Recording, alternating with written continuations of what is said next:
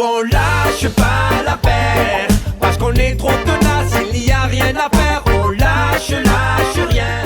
Bonjour à tous, mercredi 19 août 2020, tout d'abord parlons promo puisque les chiffres sont tombés.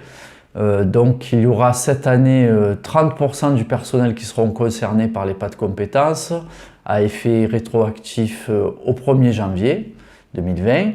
Il y aura également 70 parcours professionnels, tout cela sera payé sur le bulletin de salaire de novembre. Alors ouais, c'est un peu mieux que l'année dernière, mais ils avaient plutôt intérêt vu toutes les dernières mobilisations ces derniers mois. Ils voulaient sans doute pas jeter de l'huile sur le feu.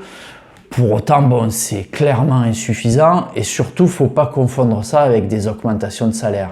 L'augmentation de salaire, c'est l'augmentation de la valeur du point et là, on reste quand même à 0,5% d'augmentation ces 10 dernières années. Non, pour seul remerciement du travail au quotidien et aussi d'avoir, comme beaucoup de travailleurs français d'ailleurs, fait tourner le pays pendant le confinement, on va nous donner la prime Covid.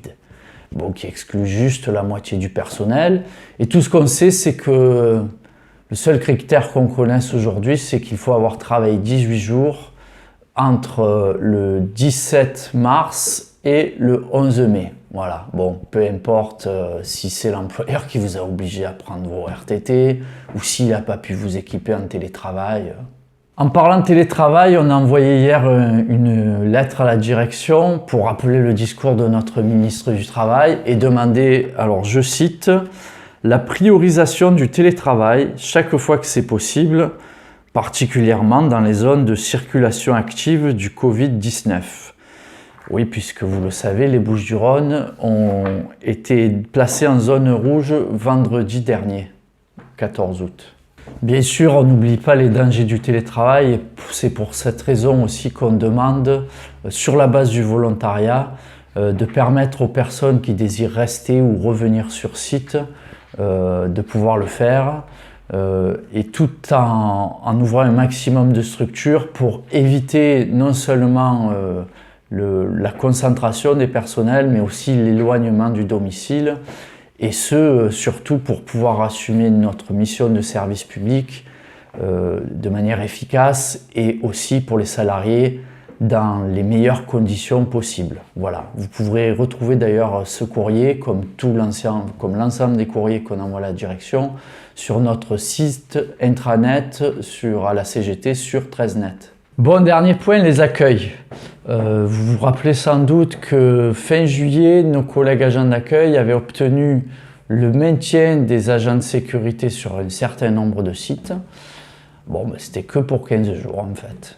Bon, la direction a profité justement très courageusement avec son sens des responsabilités aiguës, a profité du mois d'août et de la démobilisation pour mettre fin à tous ces contrats.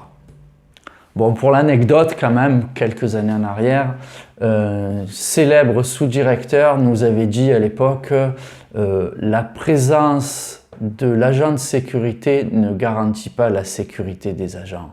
Bon, là, c'était très très haut niveau. Hein. Allô Gilbert? Vous me recevez? Ah, ça doit être la carte SIM. Bon, on plaisante, mais on a encore fait un courrier à la direction sur ce sujet. Bon, la réponse est pitoyable, hein, reçue il y a quelques jours. Notre courrier, c'était le 6 août. Réponse, juste une phrase mémorable. Hein.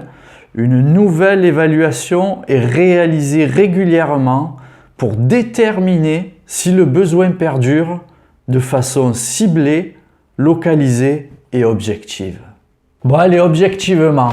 Les agents d'accueil vous demandent de maintenir les vigiles pour pouvoir faire respecter les gestes barrières car ils ont déjà beaucoup de boulot et c'est pas leur taf de s'emboucaner avec les récalcitrants. Bon, dans la lettre de la direction qui fait 2 pages quand même avec que des arguments en bois, le seul truc qui manque, c'est la vraie raison de leur refus, c'est on n'a pas les budgets pour assurer la sécurité de nos salariés et également celle des assurés qui se présentent dans nos accueils. Bon, ça c'est un argument qu'on a entendu qu'à l'oral, qui n'a jamais été écrit, parce qu'effectivement c'est irrecevable. L'employeur a l'obligation de garantir la santé et la sécurité des travailleurs. Voilà, donc vous avez compris, on lâche rien. Nous on lâche pas l'affaire parce qu'on est trop tenace.